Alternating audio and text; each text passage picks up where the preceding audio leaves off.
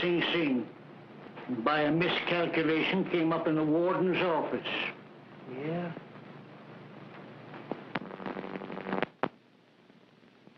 How are you? I'm all right. How are you?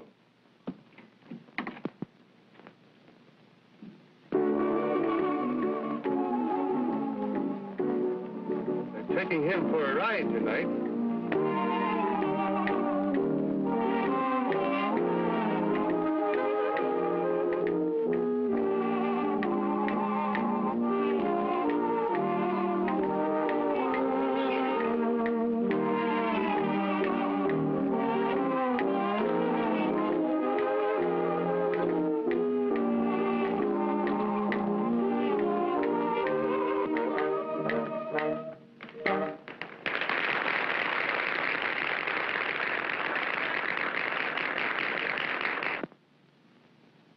Thank you.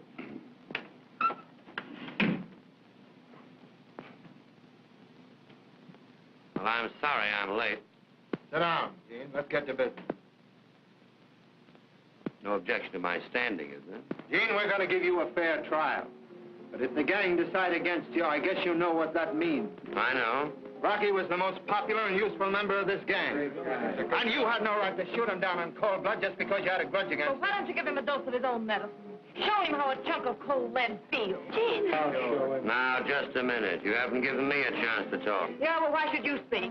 You shot him, didn't you? Wait a minute. Well, let's hear what you have to say, Gene. Well, an opening. I just want to say that after looking this crowd over, New York is comparatively safe tonight. You in here, too. Now, let me remind you, that since I've been the head of this organization, there's only been one man sent up. Think that over.